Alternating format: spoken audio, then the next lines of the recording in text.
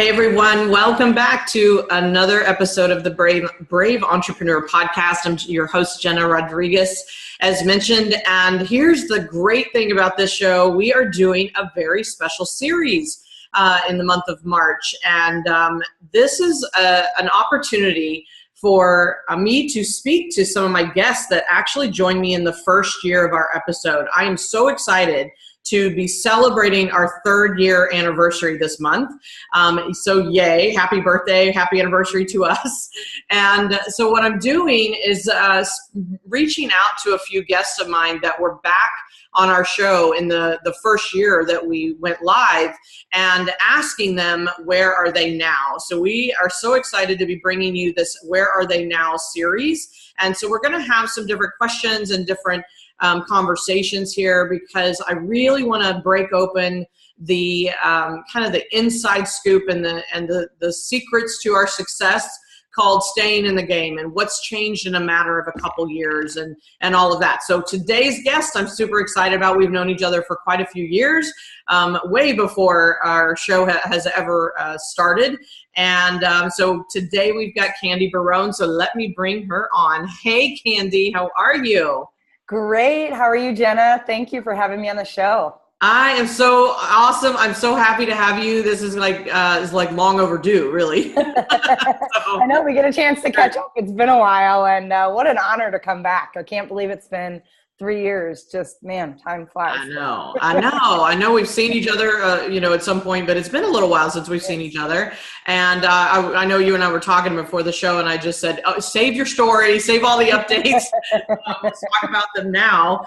And that way it can be truly, a natural conversation between friends. So I really am excited to see you and to bring you. I personally invited you back because I know that you're always up to big things. Mm-hmm. And just always in the game of entrepreneur, right?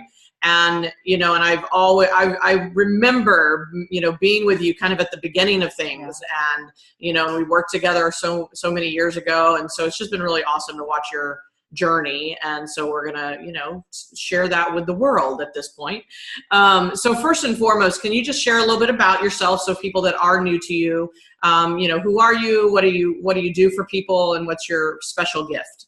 Absolutely. As far as who I am the CEO and founder of a company called You Empowered Strong. The acronym spells YES, because it's all about how to say yes to yourself on a much bigger level. But really, essentially, I'm a leadership development expert. I do everything from coaching, executive level coaching, to training, to speaking on an international level. And so it's really redefining and disrupting the current definition of leadership, and going out and having people take a greater level of responsibility in that space. And so all the work that I do, whether it be in corporate or with entrepreneurs, is really to lift that game and, like I said, disrupt and redefine the very definition of leadership, and put it on everyone's shoulders instead of a select few, which is what we typically kind of do, right? So right. I love that, and that's who I've known you to be, is that disruptor, and somebody that is kind of a no holds bar, meaning you're going to take people to where they want to go, and whether it's uncomfortable or not. Right. And sometimes that's what we have to do in order to grow and expand. So I love the fact that you're still in that game, and you're still taking on, new levels and new heights for yourself. And so for the sake of this show, this is why I titled it, Where Are They Now? And it really is, and it's funny, I just want people to know that I didn't call you and ask you beforehand to tell me like, oh, well, I quit, or, or no, my business is blown up. I mean, I really wanted an honest, picture of just what's changed. And so like we said, we had you on the show that first year. I think it was like June of 2015. So here we are in that kind of 3 years later. And so let's paint the picture for people exactly where if you can recall exactly where you were back 3 years ago. And then we'll kind of move into like what's changed and what's happened since then. But where were you back then? Yeah. Well, back then, I mean, I was 2 years into my business. I had left corporate where I was at for 20 years. And it's a very different game, the corporate model, and moving out of that space. And honestly, even in June 2015, you and I had done a great deal of work to really look at what my branding was going to be, how I was going to position myself. And there was what I want to call kind of that stepping into and trying on space. Yeah, so there was a lot of things that kind of became a comfort zone. In all honesty, I came out of the gates doing a lot of one-on-one coaching, which I have a heart for. And it was also a safe space for me. I had done a lot of that in my corporate career. It was really easy for me to do that. I had at that point just started dabbling and going back into corporate, which originally I said I wasn't going back to work with, managers and leaders and teams. And so it was a very interesting space because I was pretty clear on what I thought my model was going to be. And when you fast forward 3 years now, I mean, this is year 5 of my business. Right. And significant shifts, significant change to where, as most entrepreneurs do, and just the transparency right now, my first year I was upside down. It was $16,000 in the hole. The second year I recovered that and made 6 figures. And I've been on a doubling trajectory since, where this year really has me positioned to make 7 figures. And so to be able to do that in 5 years, I couldn't stay where I was at 3 years ago. And so when I think about June of 2015, and I think about where I was at and how I defined myself, I had to get comfortable about who I was and my level of expertise, and calling myself an expert in that space to kind of stand out and step into that bigger message, which I've always known I've had. But even as a pull no punches accountability powerhouse, or even as somebody who has no holds bar, when you're doing it yourself, there's still some apprehension. There's still some reserve. And 3 years from then, now I'm playing such a bigger game. I even look in the last 6 months, my business changed drastically. And it was because I put some very clear intention out into the universe to say, I don't want to be on the road as much as I've been. Because I was on the road like I used to be when I was in corporate. And it was taking me away from home and my love, which is my puppy.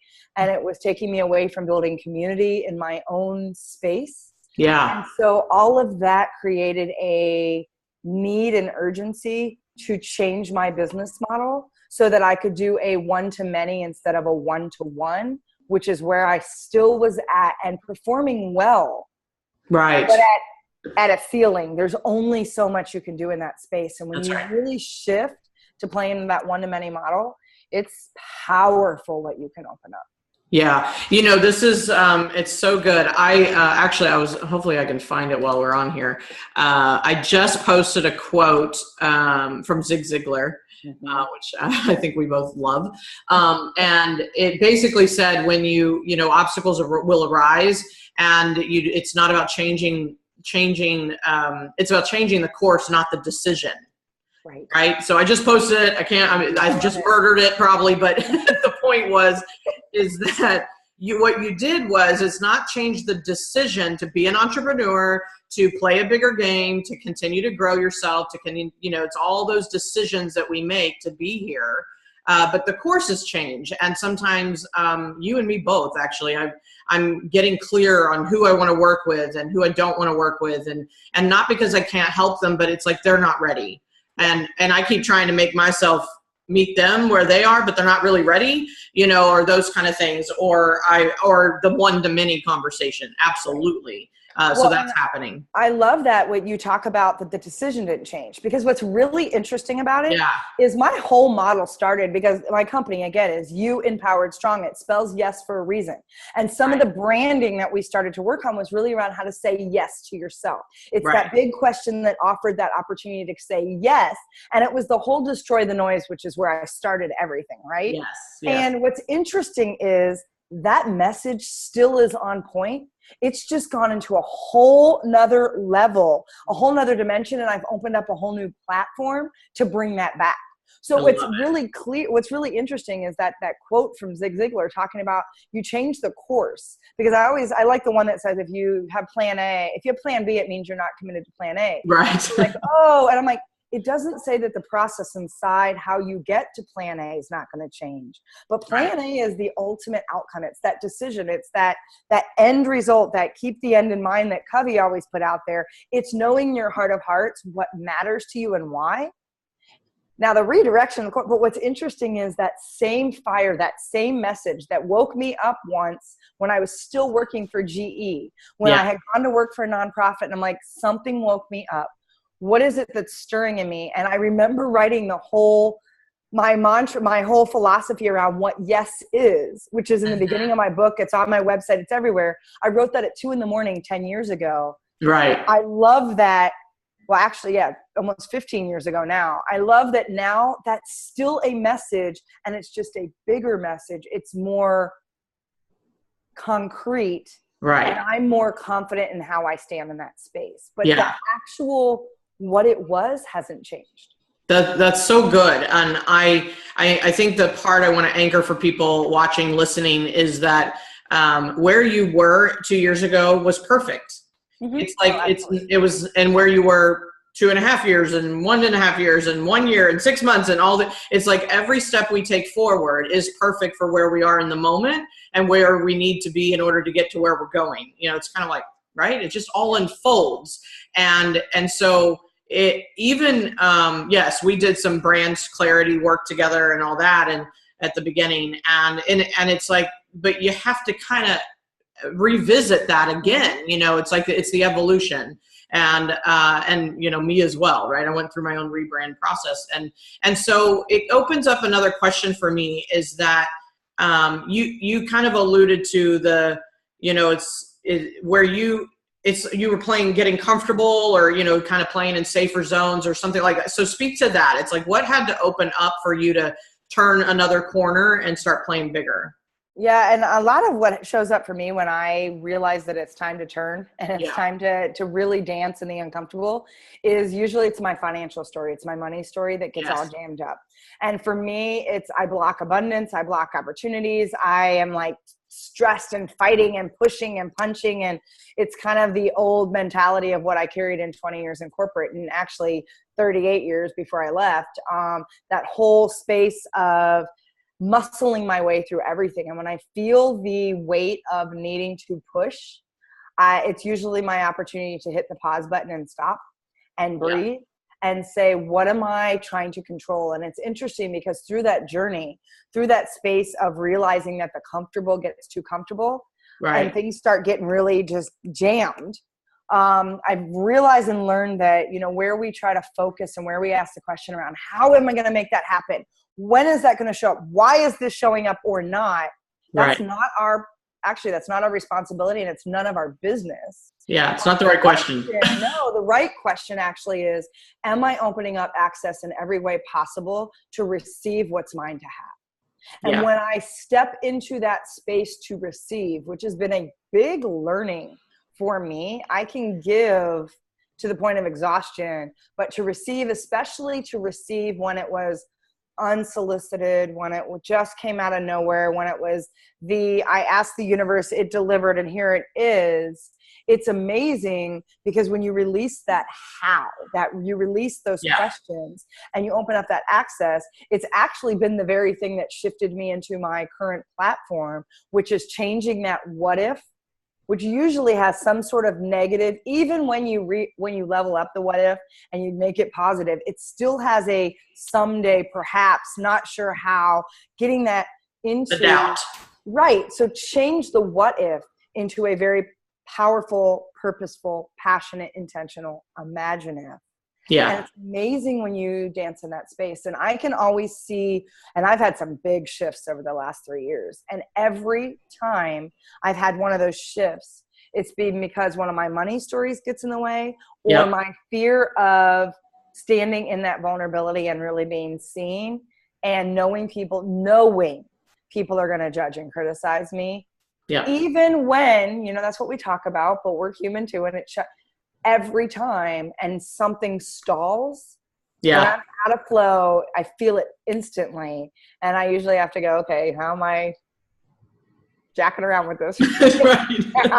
And maybe you need to stop, breathe, and let go of control. And it's hard because we see momentum sometimes. And those of us that are high drivers, high doers, I'm a high DI on the disc scale. Me too. Right? Both. Language. But what happens is when you get that momentum, you want to then accelerate it. You want to push all the levers and the buttons and be back in control center. And, you know, the universe, spirit, God, Tao, whatever you believe in says, I got this. And you need to be in flow. And the two sometimes do not work, actually, most of the time, do not work in harmony. And for me, that's been the biggest mirror that's like, without breaking. Right. That you stand in there, you're like, oh. Dang it. Truth, right? And all right, I guess it's going to get I'm listening, right? You got to start. So now I've really gotten excited about the uncomfortable. That's a big shift for me too. I really am like, how am I going to make myself uncomfortable every day? If it doesn't scare me every day, I'm not showing up. So, all right, what scares me, go do it. Eat the frog. What you going to do, right? one frog leg at a time. You know, I think a bit bigger. Yeah, that's the problem, right? It's so funny that you talked about judgment, and that's a big thing that showed up like right at the beginning of the year for me this year is I too am stepping into a bigger space. You open yourself up bigger, you open yourself up for that, possibility. And what's your resilience inside of that? And what are, and I think some people don't recognize that that's what they're sabotaging, because I sat there with the inquiry. I was like, all right, what am I why am I hesitating? I usually hesitate somehow, like that's my sign, that like something's going on. And then I just listened, for the answer. I was like, oh, I'm afraid to be judged, at the next level. I've already been through one level of judgment, meaning afraid of. And that was when I started speaking on stages, period, like that was step one. And so it's great that I just want people to hear this from you, because we go through this stuff too, even being on the show is like, people are going to judge it. They're going to say, they're going to have an opinion about it. And it's like, what do you do in the face of that? What do do you stay the course? Do you change the decision because you're uncomfortable? And I think that's really powerful for people to get, is that the judgments might happen, good or bad, or not at all. I don't know, but it's like the lack of the willingness to be judged is what holds us back. Yeah. Like it may never even happen, but if you think it might, that's the what if this happens, then you just stop. You don't even get started. Yeah, I had a great mentor that once shared a thought with me that was a game changer for me. And she said, everyone's going to judge you.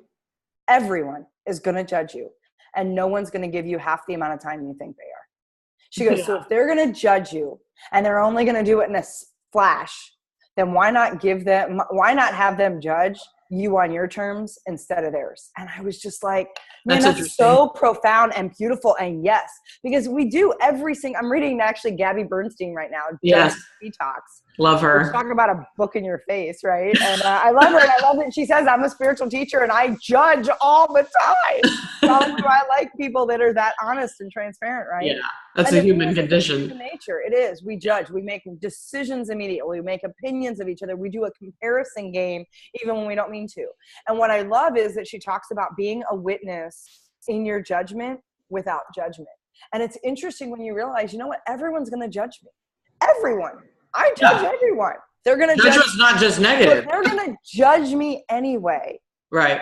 Then I want to have them judge me on my terms. I want to make sure that if they're going to do the judgment, then it's judging what I want them to judge, not what they think their perception of me has to be, or the shoulding that we put on ourselves, or the stuff, right, that says, well, I should be this person. And I had another guru that said, there's three versions of ourselves. There's the version we pretend to be.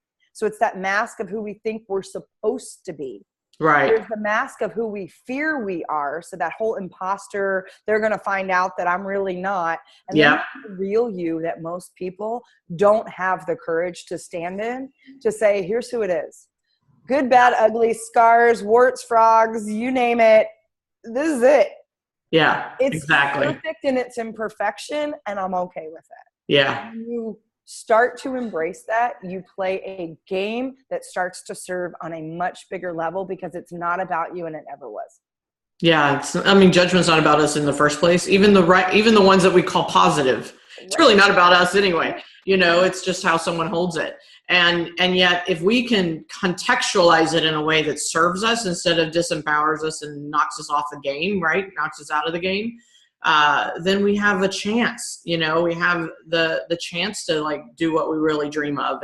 And so that's what I've seen in you is like I've seen you shift, and like I'm watching that. But I've definitely seen the decision is still there. The decision's still there to play the game of entrepreneurship and to be brave about it and to serve people, whatever that looks like. But the form or the how you do it, that can change just as we learn how, as we learn more and more about ourselves and about how we can, change the game a little bit to be even more impactful.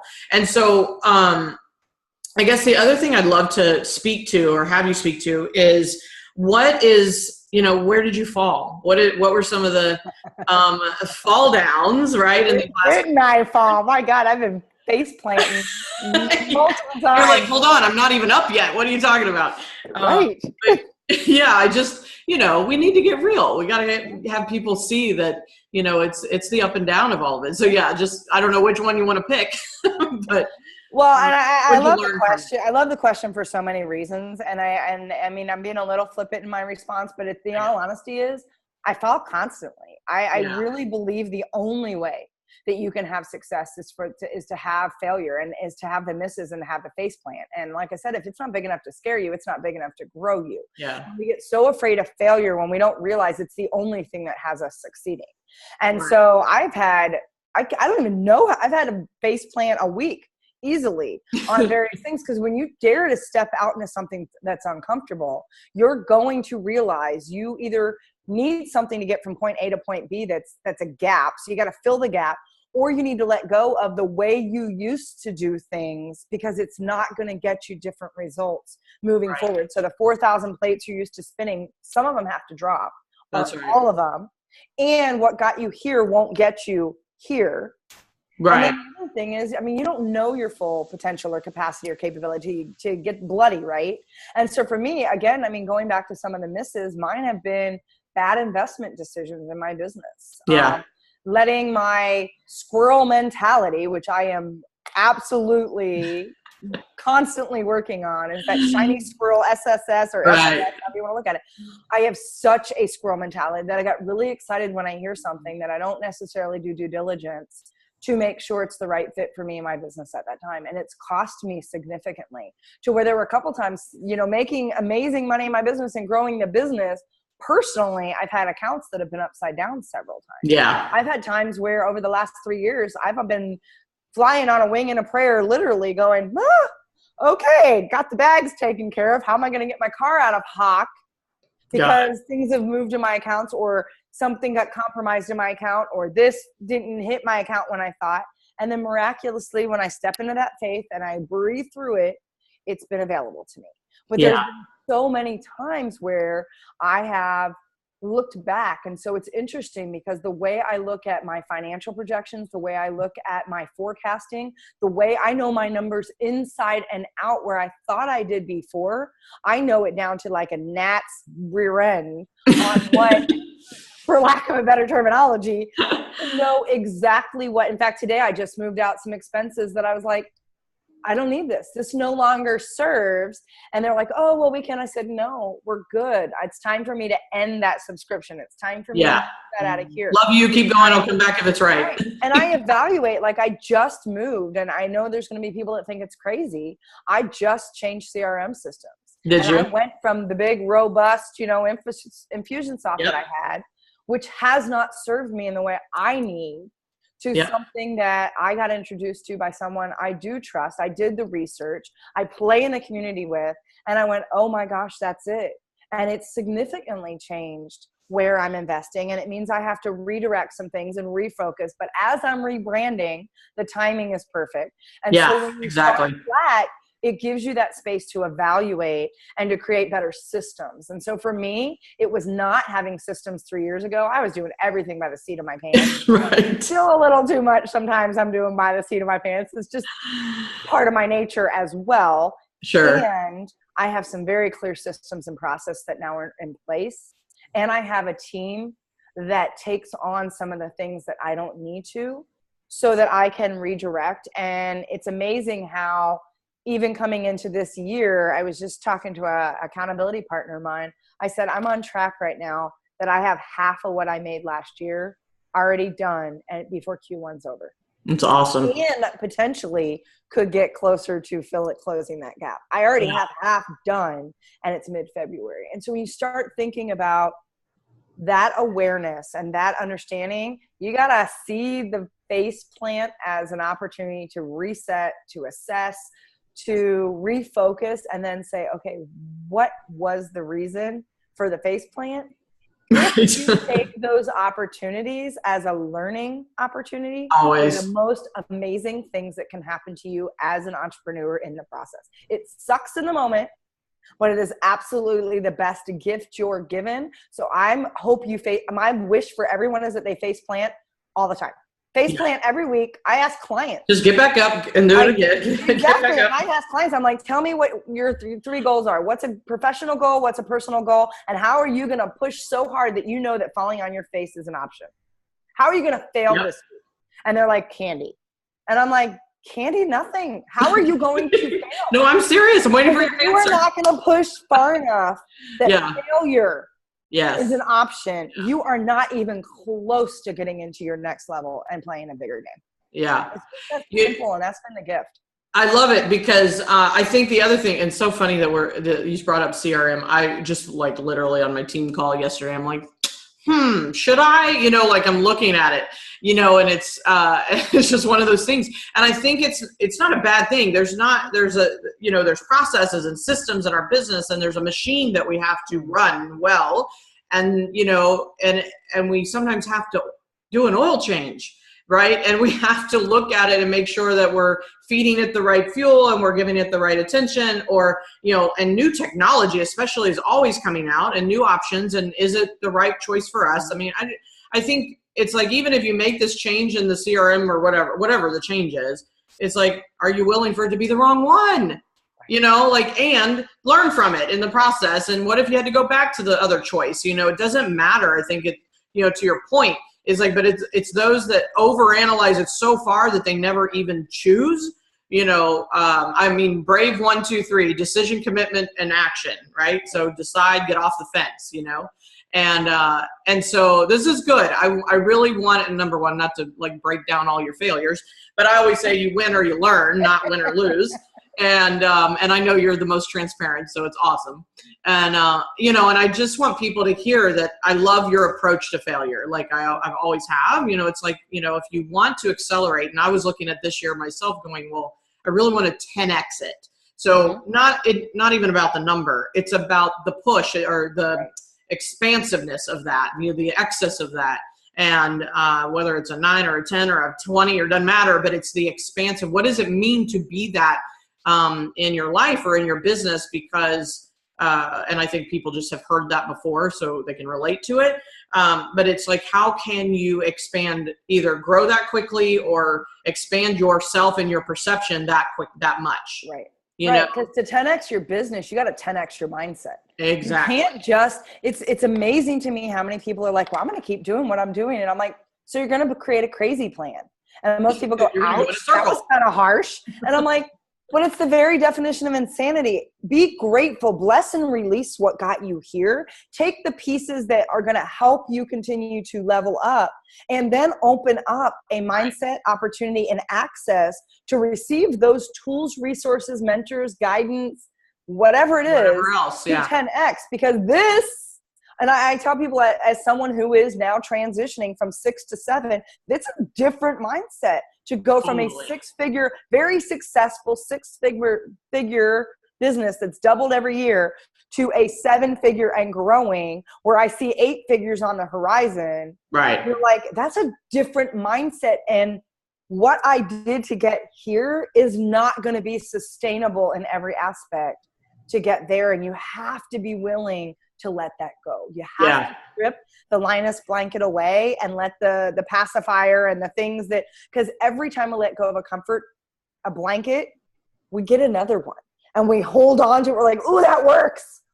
And there's also, to your point, new technology, new things, but that also means, that also means not getting caught up in every turn of technology. Correct. But having a process that you review every month and every quarter. Where are you moving and what's going to help get you there best? And is your current tool set the right tool set? Correct. Or do you need to adjust and look at a new engine, look at a new carburetor, look at refining what kind of gas you're putting in, or do you need a new vehicle altogether? Correct. The miles out of the Honda and it's time to upgrade to the Lexus or the Audi or the BMW. That's right. So, even working with clients, I'm like, look, if you want a 10X and they're like, I feel like this. I said, then you got to go from the Honda mentality to the Mercedes mentality. That's right. It's a totally different experience when you go into a Honda dealership, and I have a Honda. It's not versus going into a Mercedes dealership. And so you need to start creating that same level of class, expectation, delivery, education. Yep. Yeah, it's like I think you have to step into who you want to be. You've got to see it before it's there, right? See it before it exists. And it's so funny about cars. I don't know why cars came up for me. It's an easy analogy. The analogy is so perfect, and it lends itself to how are you positioning yourself in your industry and who do you want to choose to be and show up as, and then step into that, whether it's your business or your personal brand or whatever. But it is just a mindset conversation as well. It's like who you have to become, is different. And I think your beliefs and your deservedness and your, I deserve to have a 7-figure business, right? Yeah. And what does that look like? And what do you need to clean up in your mindset or your life or whatever, personal business, et cetera, systems, processes, team, in order to have it. And it's just always a constant assessment and self-awareness that, is going to get you there. And I know that's who you are. I know that, you're always willing to learn, always willing to fall down, and always willing to get back up. Like, that's the other part of it. I see people fall down and then they quit. Yeah, they're like, and you're like, somebody come pick me up. I mean, I had the quit button going on last week or this, I don't know what week it was, but it wasn't too far. Hey, I will tell you, the quit button, every once in a while, there's the easy button and there's the quit button. And even last year, as I was making the big, because it was almost as if I rebuilt my business again. Yeah. Because of the big shift, I decided I wanted to build more community in Austin. I launched a sold out event in January. That was my first real 3-day. I've done 2 days and whatever. I've got another one in May. It's been phenomenal. But September through November, I got on LinkedIn probably 7 times looking at jobs that were available in Austin. I'm like, it's too hard. I'm over it. I'm done. And I would look at these jobs and go, got it. I could do that. And then I'm like, oh my God, I would so be miserable. I can't work for somebody else again. And, but I'm not kidding. That quit button, every once in a while, you're like, yeah, really? I would think the quit is the easy button at that point, right? Right. And it's not. It's really not. And you just go, show me a sign. I'm on the right path. I'm done fighting. As soon as you say I surrender, it's amazing how the quit button doesn't seem so easy anymore. Correct. Or even a possibility. Right. You get the client that says, you changed my life. You did this. And you're like, really? Really? Oh. Yeah. Like, all right, I'm in again, right? It's like when you go golfing and you're so ready to break the clubs or throw them in the water. And just as you're about to say, I'm over golf, you have that beautiful 250 shot drive that you hear this and it's perfect. And you're like, oh, and you're so in it again. And you're like, seriously? I think being an entrepreneur is very much like playing the game of golf. Yeah. It's the most competitive sport on the planet against yourself. Right. And it is the most frustrating and rewarding sport all in the same time. Nice. Yeah, it is. Slice 7 inches on a swing, and I can hit 250 straight up the fairway on a drive. You're so speaking a foreign language right now. No. Adult and entrepreneur are so like exactly the same. It's so good. Yeah, everybody go play golf. I need to learn the game apparently. But no, it is. It's so true. Any game you play, I mean, you know, I just think if we leave anyone listening with anything is just, you know, stay the course on the decision you made in the first place. It just may show up differently. It may look different. How many business iterations have I gone through in 12 years? Like 4? You know, like, I mean, it just last 18 months. Yeah, exactly. So this has been so powerful. Where are you now is awesome. And I didn't care what you said. I didn't know what you would say, but I was like, you know, of course I want you to win and be successful. And I know you and I both want that for everyone listening, but no matter where you are now, it's perfect for where you're going. And so that's why I'm doing this series, is just for people to see that possibilities are endless, and that, you know, you can fall down, you can change course, you can make new decisions and new meaning about how you approach something, not necessarily your ultimate vision decision. I want you to stay the course on that. But even how it shows up is going to change. Like, my business looks totally different than what it did just 1 year ago, right? Like you. And so that's the beauty of the unfolding of the onion peel of our business and life. So thank you so much for being here. And I love your yes. You and I've always loved that together. Like, just say yes and then figure it out and say yes to yourself. And so how do people connect with you? What's the website or what have you that you want to drive them to? Yeah, and first, just let me say thank you again for having me originally on the show, but having me back. It's always just my absolute pleasure and honor to dance with you. And so I just love you so much, you know that. As far as getting a hold of me, probably the best way is either to find me on social media, just Candy Barone, which is literally spelled Candy with a Y, bar one, because my parents are bar one. Or you can look at Candy Barone or Candy Bar One if you want to spell it out, international.com. So it's Candy with a Y, BARONE, international.com. Perfect. And that's what you are. You are international. I'm so excited. This show, I was looking at the numbers and we're reaching thousands and thousands of people and downloads and 70 plus countries. And I'm like, this is fun, right? And I'm so excited. You have a podcast too. What is it called? I do. My podcast is called The Powerhouse. Awesome. So it's all about bringing power thought leaders into the ring to go a few rounds with me. So excellent. Well, thank you. Also, you invited me to that show, so I'm excited. I did. I can't wait to have you on there. Oh my gosh, we're gonna have more fun. So thank you for being here. Thank you everyone for listening, watching, wherever you are in your life, in your business. It's perfect. And I just always encourage you that every day you show up, you have a faceplant or not, you get up and get your brave on one more time. So until then, we'll see you next time. Thank you.